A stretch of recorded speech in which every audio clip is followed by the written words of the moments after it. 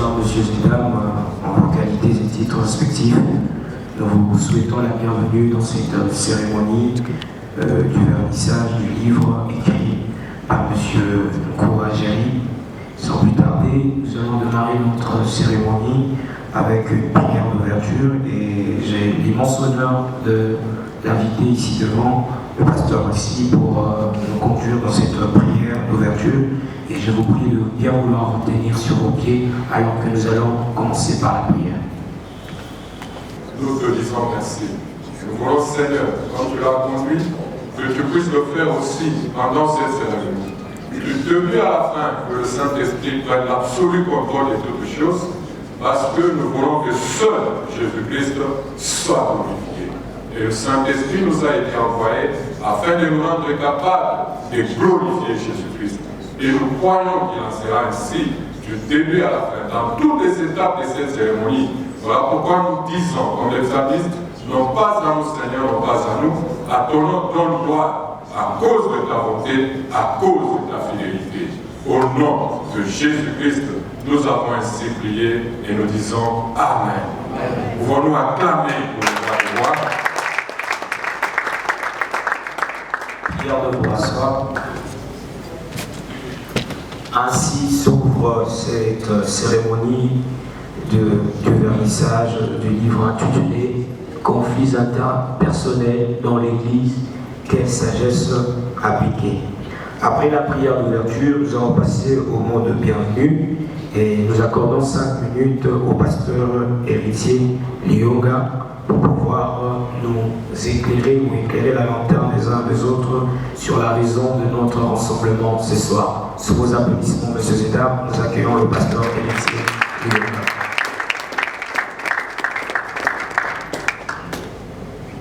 Bonsoir à tous et à toutes. Bonsoir. De plus, j'aimerais vous souhaiter la bienvenue dans cette cérémonie de vernissage du livre de notre frère Jerry. Alors, très rapidement, j'aimerais que nous sachions que la Bible dit que là, mon peuple périt faute de connaissance. Ce livre s'inscrit parmi les outils dont l'Église a besoin pour gérer des questions brûlantes, quelquefois, qui se passent dans l'Église. Et je crois que ces livres disposent de toutes les réponses, ou du moins les réponses essentielles dont nous avons besoin. Donc je vous souhaiterais d'être très attentifs à tout ce qui sera dit et à tout ce qui sera fait en ce lieu. Et je crois de tout mon cœur que vous sortirez de ce lieu béni et transformé. Au nom de Jésus. Amen. C'était le mot de bienvenue. Maintenant, nous passons au mot de circonstance. Encore une fois, bonjour. Nous sommes là, comme nous l'avons entendu dans notre mot de bienvenue, pour la cérémonie de vernissage du livre de M. Jerry Mkoua. Pasteur héritier l'a dit, c'est conflit interpersonnel dans l'Église, quelle sagesse appliquée. C'est un livre, comme vous voyez au titre,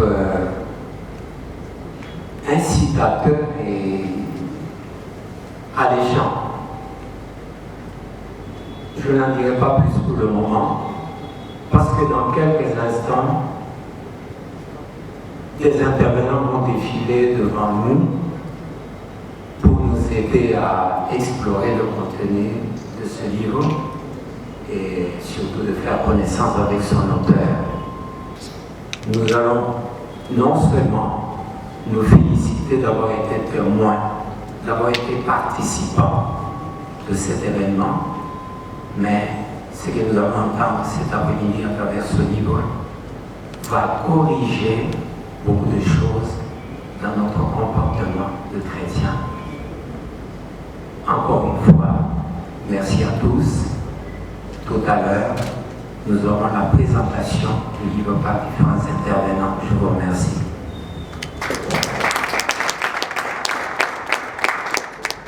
Je vais inviter ici devant M. Trésor Nguem, le chef de travaux, monsieur le chef de travaux. Trésor Nguem, sous les applaudissements de l'assistance. Et il sera suivi de M. Marcel Bouilly, une fois de plus, et chaque intervenant n'a que 5 minutes pour exposer son. Merci beaucoup. Bonsoir à tout le monde.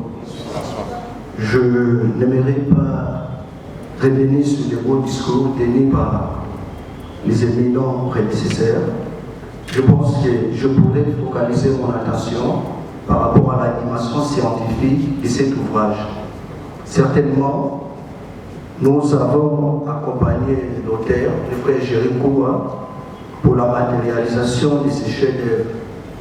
Et que ce que je voudrais épingler par rapport au comportement et à l'attitude de l'auteur, c'est surtout son humilité.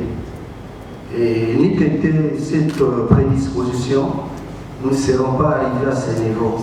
Il était très attentif, il acceptait l'interaction, il acceptait la contradiction, et du fait que le livre parle des conflits, il fallait ramener certainement les contradictions déjà à partir de la discussion et à partir, comme disait Papa Marcel, à partir de l'architecture ou à partir du chantier, ce n'était pas facile.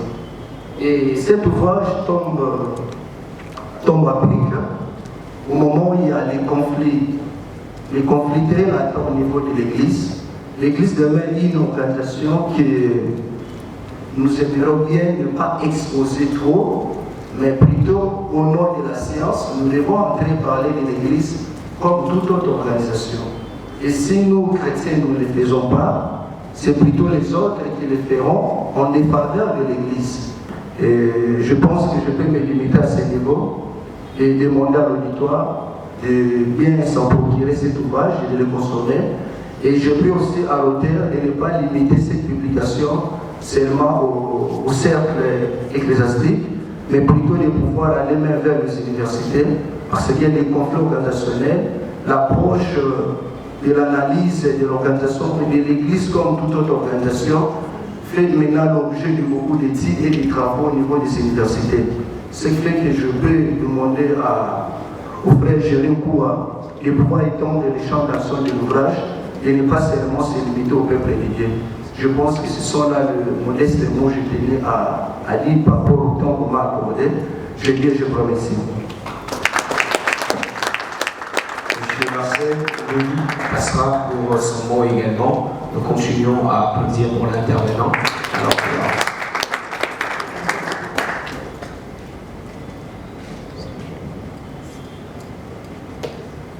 merci.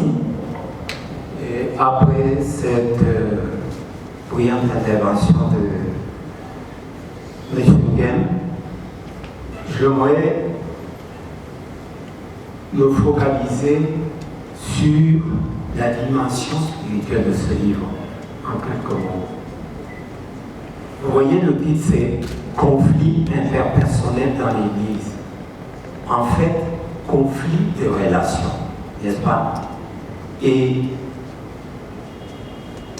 la Bible nous dit que le Fils de l'homme est venu sur la terre pour chercher sauver ce qui était perdu. Qu'est-ce qui était perdu? C'était la relation.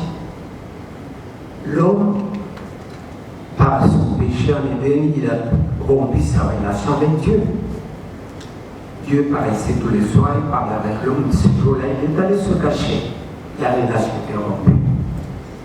Et puis, ce n'était pas seulement avec son Créateur, même avec son épouse. Ce n'était plus la chair de ma chair, mais c'était la femme que tu m'as donnée.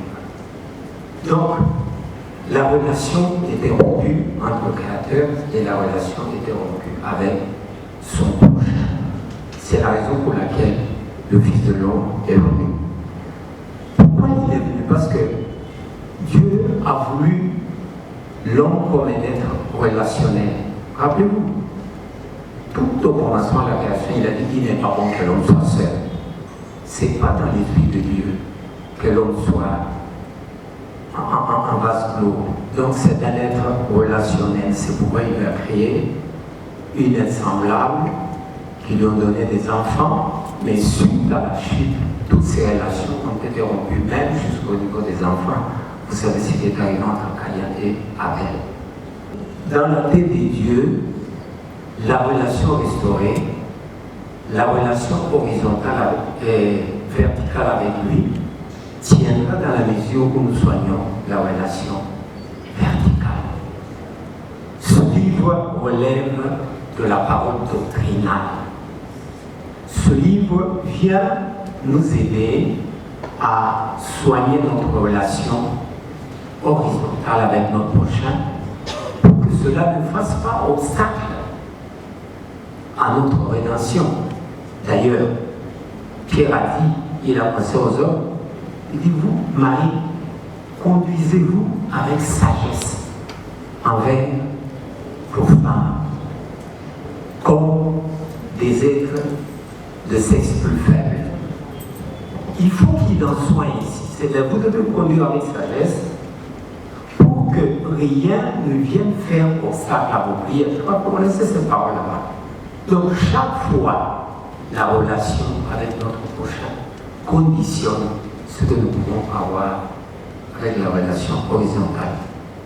Alors, je nous lance à nous tous le défi. Ne sortez pas d'ici sans votre copie personnelle à main. Je vous remercie.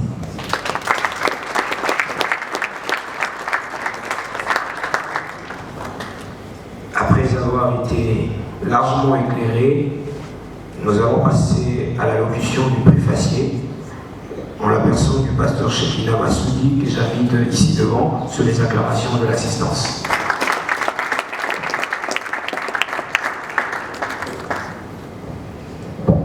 Bien, merci. Je ne suis pas trop spécialiste au discours, et je suis prédicateur. J'aimerais simplement ici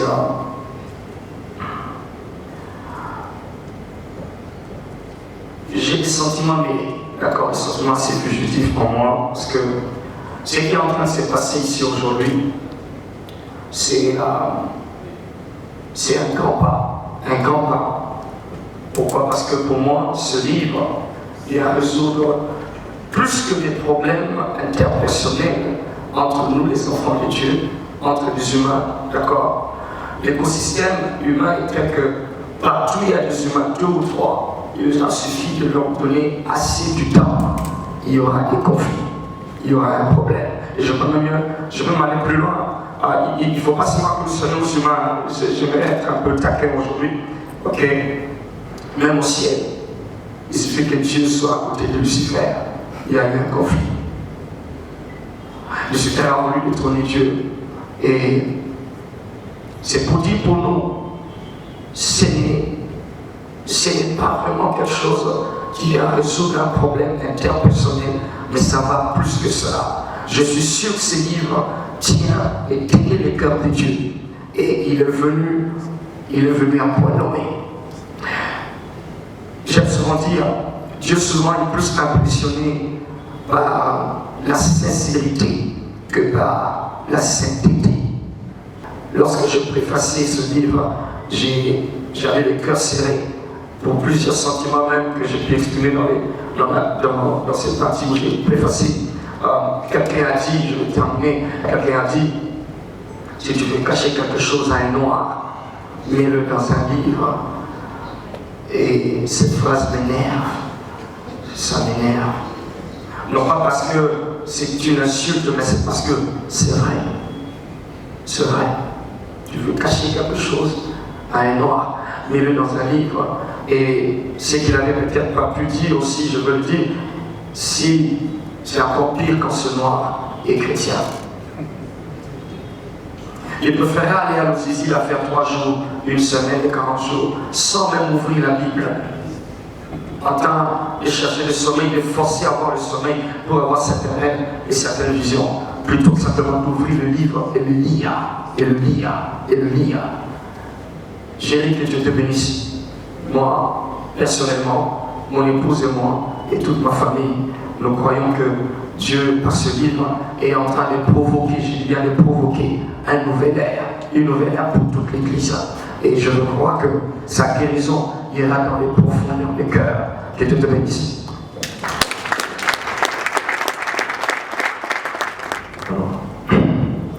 Si Dieu a mis un rêve dans ton cœur, écris-le garde-le comme un trésor. Quoi qu'on dise, protège la vision avec passion. Oh oui, quand tu sais de tout ton être que ce rêve ne vient pas de toi. Même si tu ne vois que le contraire, persévère,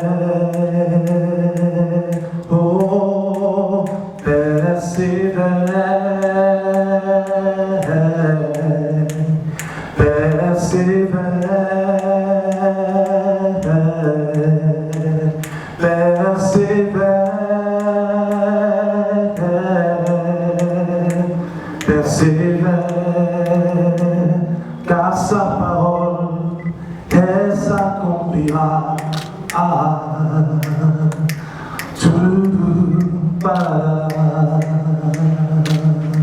Oh, oui, dans ton cœur est réelle cette promesse. Quand vient le doute, lève-toi et confesse que Dieu est vrai et que sa parole demeure éternelle. Oh, oh, oh. Car ce qui promet, mon frère, ma soeur, n'est jamais vain. Toujours fidèle et son chemin certain. Même si les choses semblent n'aboutir à rien, persévère. Oh, oh, oh. Quand il dit, la chose arrive. Quand il ordonne, elle existe. Son regard est sur ce qui lui appartient. Oh, persévère, persévère,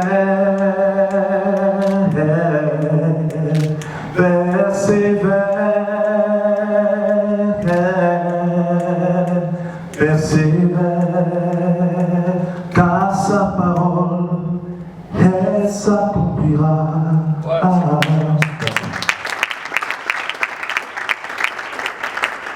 Sans plus tarder, je vais inviter M. Jerry, alors qu'il arrive, nous l'applaudissons de la carrière.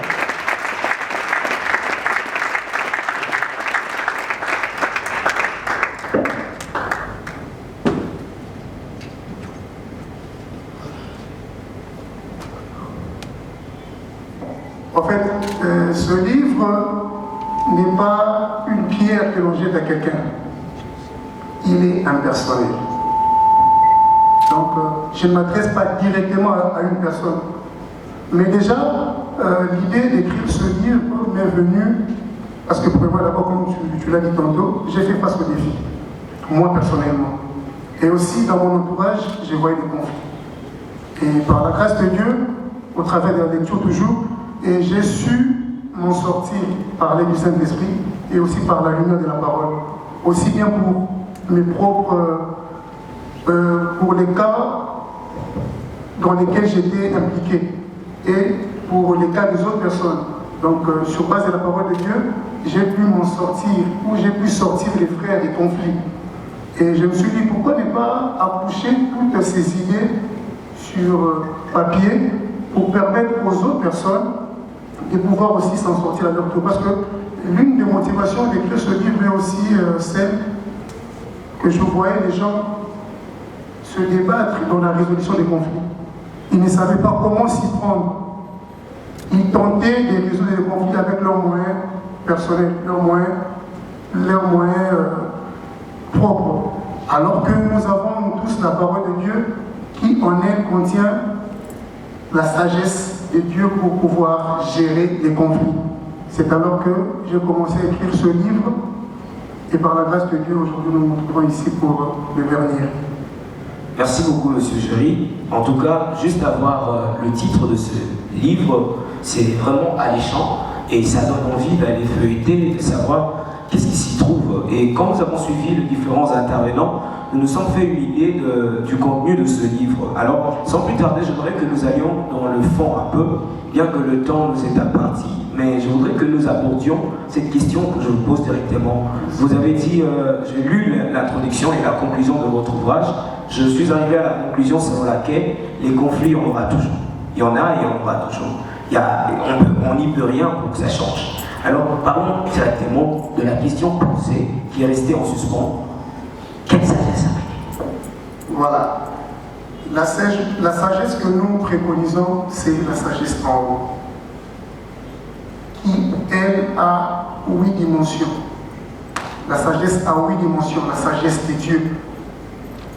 Elle est pure, elle est modérée, elle est pacifique, elle est pleine de bonté, elle est exempte d'hypocrisie, elle est exempte de favoritisme. C'est cette sagesse-là que nous proposons pour la résolution des conflits.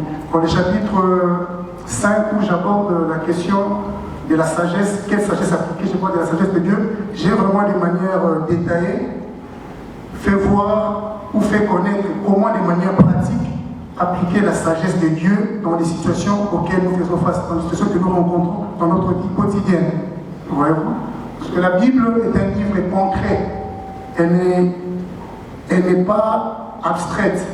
Et dans le chapitre 5, j'ai essayé de manière vraiment pratique, simple, de montrer comment est-ce que nous pouvons appliquer cette sagesse dans la vie quotidienne face à toute forme de situation que nous rencontrons dans notre vie quotidienne.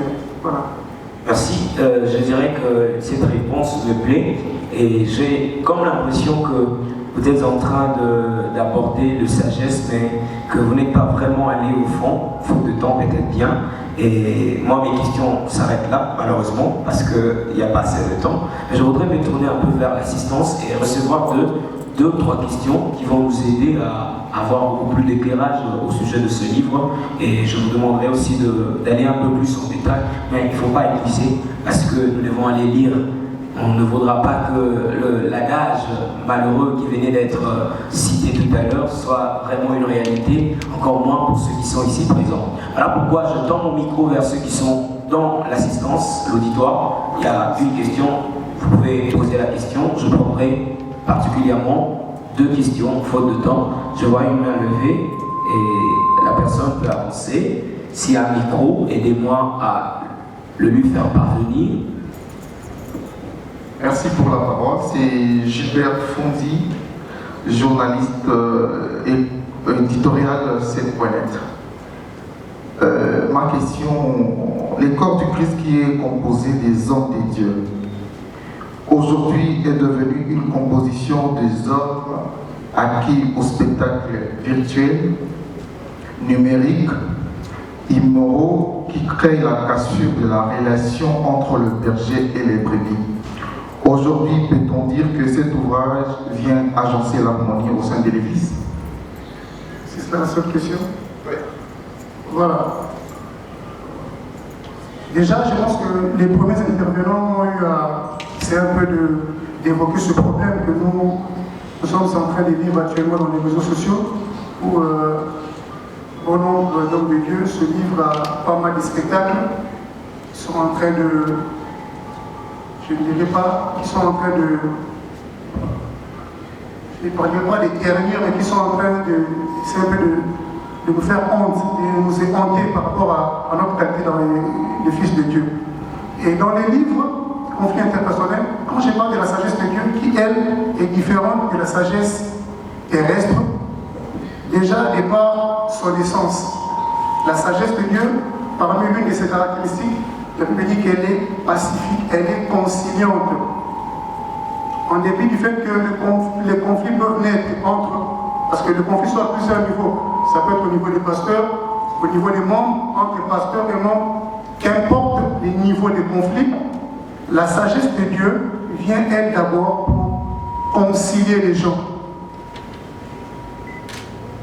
Là, parlons de l'une de ses caractéristiques conciliantes. En dehors de ça, la sagesse de Dieu, elle est aussi pure. C'est-à-dire, elle fait cesser toute forme de contestation entre les hommes. l'histoire la plus brillante, c'est celle de Salomon, quand les deux femmes prostituées avaient un conflit d'intérêts. Voyez-vous, ce conflit-là avait déjà mission de créer une scission, la séparation entre ces deux femmes qui s'est disputées l'enfant vivant. Mais quand la sagesse de Dieu a été appliquée, les deux parties, les problèmes avaient été résolus par la sagesse de Dieu et les conflits ou les bruits qui naissaient entre les deux femmes avaient pris fin. Et aussi, la sagesse divine, elle est modérée aussi. L'une de ses caractéristiques aussi, elle est modérée. C'est-à-dire quoi? La sagesse de Dieu ne prône pas le fait que la loi soit appliquée à la règle, ou encore que celui qui a raison le soit totalement reconnu. Mais la sagesse de Dieu fait en sorte que celui qui a tort et celui qui a raison, que les deux fassent des concessions pour que la paix s'installe entre frères. Donc, pour revenir à votre question, le spectacle qui nous est offert, je l'ai même abordé au premier chapitre quand j'ai parlé des causes des conflits. L'une des causes que j'ai énumérées parmi les 9 causes, j'ai parlé du manque de spiritualité. Et j'ai fait la différence là dans ce premier chapitre entre l'homme charnel et l'homme animal. Et j'avais dit que homme animal, c'est celui qui est étranger aux pensées de Dieu. Mais homme charnel, c'est celui qui, étant fils de Dieu, a des pensées tournées vers le monde. C'est-à-dire, il agit, il estime, il comprend et il manifeste les choses comme le feraient les communs des mortels. Comme le feraient les communs des mortels.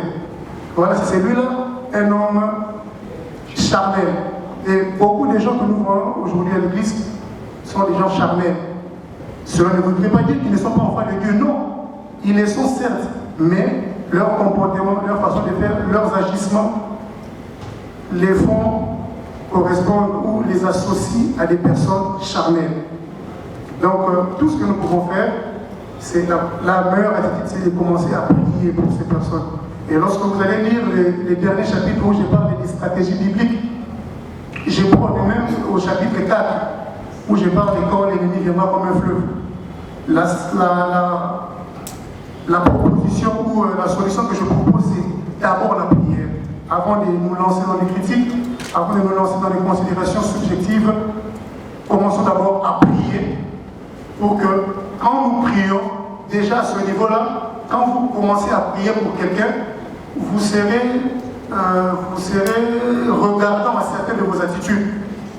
Vous ne serez plus en même de la critiquer, vous ne serez plus en même de parler de mal en lui. Pourquoi parce que le mal en d'elle? Pourquoi parce que vous êtes déjà dans une attitude qui ne vous permet pas, qui ne vous permet plus d'agir contrairement à ce que vous faites. Donc quand vous priez pour quelqu'un déjà, les attitudes qui vont suivre seront celles beaucoup plus contrôlées que si vous agissez à votre courant. Voilà. Merci, je pense que la question a été brillamment répondue. Je voudrais ici terminer, mais avant de finir, M. Géry, je pense que, comme le disait tantôt le pasteur Chekina, ce livre transcende un peu l'univers ecclésiastique et il va jusqu'à toucher la société dans son ensemble. Mais quand je parle de la société, je me dis qu'il n'y a pas que la société francophone, il existe aussi une autre société, et les anglophones sont là. Alors j'aimerais savoir, vous allez vous arrêter là où on peut espérer un jour avoir ces livres en anglais, pourquoi pas, et dans d'autres langues. Est-ce qu'il y a une idée comme ça? Oui, voilà. C'est déjà dans mes plans. Et si Dieu nous fait grâce, d'ici la fin de l'année, nous aurons 2 versions. Nous aurons la version anglaise, nous aurons aussi la version portugaise. Donc nous voulons aussi toucher le monde lusophone, parce que c'est aussi un monde qui s'élargit dans le monde. Donc on va toucher aussi les lusophones, on va toucher les anglophones, si Dieu nous fait grâce au plus tard la fin de cette année. So ladies and gentlemen, be ready, this book is coming to you in English very soon. you're gonna know how to solve problems between brothers. Our brother just come to say that he's gonna make a translation of this book to English and to another language also, in order to provide for you also solution and wisdom for how to solve problems in the church between brothers. Thank you very much. C'était juste une question de m'adresser à tous ceux qui nous suivent, et je sais que cette vidéo ira un peu partout. Ils doivent juste avoir leur mal en patience, garder leur mal en patience, car ces livres viendra. Je viens de faire une promesse, je compte sur vous pour que nous tenions cette promesse. Bien-aimés dans le Seigneur, chers pasteurs, chers invités, nous comprenons ici que ces livres tombent à point nommé, et sans plus tarder, tout ce qu'il nous reste à faire, c'est nous en procurer, lire et recommander ce livre à bien de gens pour qu'ensemble nous puissions aborder ces problèmes, nous puissions résoudre le conflit à l'église autrement. Merci beaucoup, Monsieur Jerry. Et nous avons été largement éclairés. Maintenant, je pense que nous pouvons passer à la troisième étape. Alors, nous allons vous demander de regagner votre place sous les acclamations de l'assistance. Bien, que Dieu soit loué, nous sommes ici face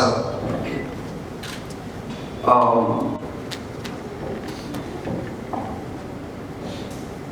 l'histoire qui est en train d'être écrite. Pour toi, Jérémy, d'abord, en tant qu'auteur, mais aussi, encore plus pour notre Église, l'Église de notre pays, la RDC, l'Église du monde francophone, partout où elle est représentée, et comme on a aussi promis tout de suite là pour le monde anglophone et lusophone. Ce livre, j'aimerais que vous puissiez vous joindre tous à moi pour que nous puissions y injecter, ou plutôt renforcer ce qui est déjà la vertu divine qui s'y trouve. Lorsque nous lisons ce livre, je le lis et je le lis encore, on peut sentir qu'il y a une force, et cette force à laquelle se réfère Marc 5, verset 30, il dit, lorsque cette femme à la perte de sang a touché le pan de sa robe, une force est sortie de Jésus, une force, une vertu. Le mot la force, c'est dunamis, c'est une force, quelque chose qui produit un certain résultat. Et ce livre contient cette force-là. Voilà pourquoi, pour moi, je considère ce livre comme étant un baume de guérison, un instrument de guérison, guérir les cœurs, guérir nos relations, nous aider à orienter nos vues, à réorganiser nos priorités lorsque nous sommes ensemble. Alors, j'aimerais que vous puissiez vous joindre tous à moi pendant que je vais tenir ce livre pour vous, pour nous, que nous puissions étendre nos mains sur ce livre et prononcer des paroles, d'accord, pour renforcer cette vertu qui a ici, la vertu divine, qu'elle aille loin, qu'elle aille au-delà des frontières, qu'elle aille au-delà des limites psychologiques, religieuses, culturelles, que ce livre aille loin pour apporter la guérison. Est-ce qu'on peut le faire tous ensemble? D'accord? Étendons nos mains ici et commençons à proclamer ces paroles-là. Que le Seigneur scelle et agrée ces paroles. Quelqu'un parle, quelqu'un le dit. Seigneur accepte, Seigneur agrée, Seigneur accepte, Seigneur agrée. Que ce jour soit scellé, que ces moments soient scellés. Seigneur, par ces paroles, nous croyons, Père, ta vertu qui est renfermée ici, plus que des écrits, plus qu'un texte, plus que des écrits sur une page, sur les pages, Seigneur, nous croyons que ta vie va couler, ta vie va germer, ta vie va nourrir, ta vie va guérir, ta vie, Seigneur, va éclairer, ta vie va restaurer, que cette vie coule, que cette vie coule partout où ce livre arrivera.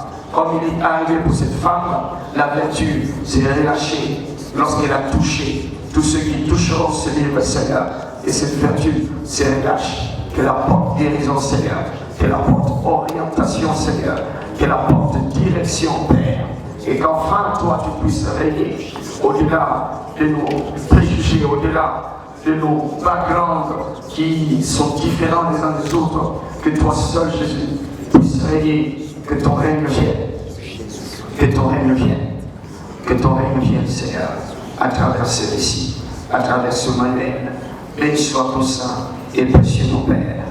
Au nom puissant de Jésus-Christ. Amen. Amen. J'aimerais inviter tous, ce qu'il y a d'autres pasteurs qui sont ici, pasteurs aussi, venir ensemble. Ok, pasteur aussi. D'accord. J'aimerais que nous puissions ensemble, on va passer là. Bien-aimés dans le Seigneur, ici, c'est l'histoire qui est en train de s'écrire. Nous croyons Dieu que quelque chose de grand, quelque chose de merveilleux est en train de venir. Conflit interpersonnel dans l'Église, quelle sagesse appliquée. Stratégie biblique pour garder les frères ensemble malgré les différends. Écrit par Jérémie Gouya. Ainsi par cette notion, par nos foi unis ensemble, nos cœurs, nos affections pour l'auteur, nos prières pour lui, nos prières pour l'Église, nos prières pour le royaume de Dieu, nos prières qui se joignent aux prières de nos pères d'alliance, de nos pères de la Écriture, de nos pères, et particulièrement de notre père David Oyer Époux. Nous nous joignons ensemble, Seigneur, pour dédier ce livre aujourd'hui, au nom du Père, du Fils et du Saint-Esprit. Et nous croyons, Seigneur, que par cette dédicace, ce livre donc est verni aujourd'hui, non pas comme un livre qui vient s'ajouter à tout autre livre qui existe, mais ce livre particulier. Tu es lancé dans le monde comme étant un baume de guérison. Tu es lancé dans le monde pour apporter la guérison, pour apporter la lumière, résoudre les problèmes interpersonnels. Tu es envoyé comme une flèche tirée par un puissant guerrier. Tu atteindras ton objectif. Tu atteindras ta cible. Au nom de Jésus-Christ, par cette onction, ce livre est roi. Ce livre est un instrument de restauration. Comme il est arrivé pour un de ces combattants de David, qui par une seule lance, il a manipulé les 300 saumons. Un seul livre apportera des guérisons à des centaines, apportera des guérisons à des milliers. Ce livre traversera les frontières de nos attentes, les frontières géographiques, les frontières culturelles, les frontières religieuses.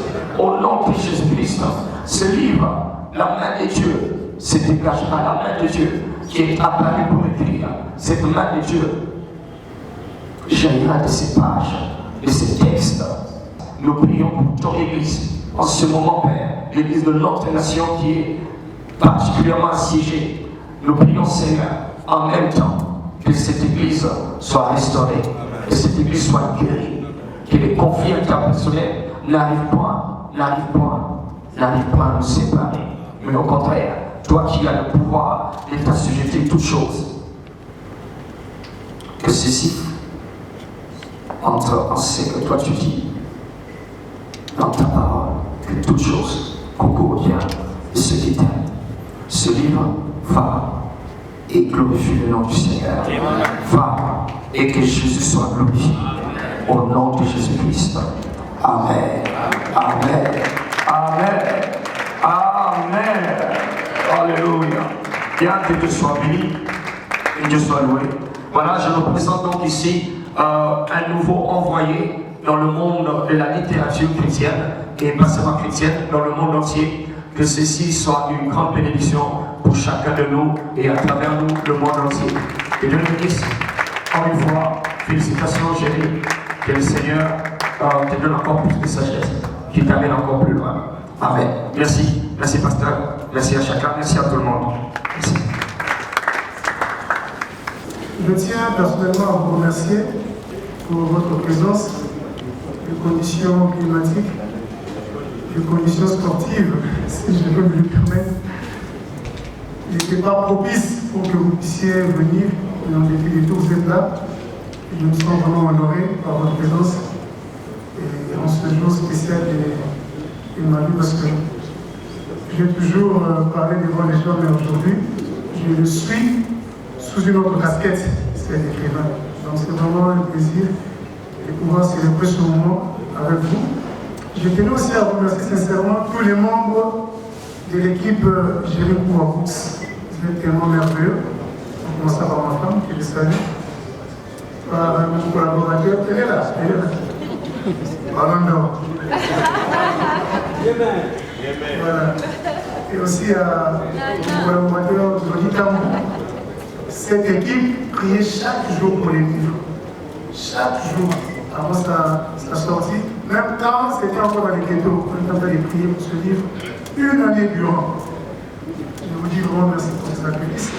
Et aussi d'autres personnes qui se sont vraiment débattues, qui ont été pratiquement dans tout pour la réussite de la soirée. Le frère Cédric Kaoundo, le frère Jérémy Mouma, vous êtes tellement nombreux.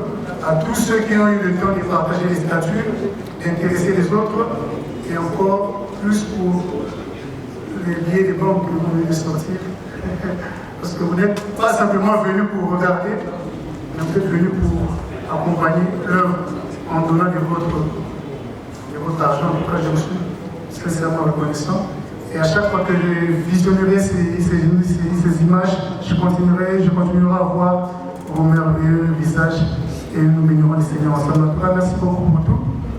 Et à nous revoir pour la prochaine cérémonie de vernissage par la grâce de Dieu. Que Dieu vous bénisse.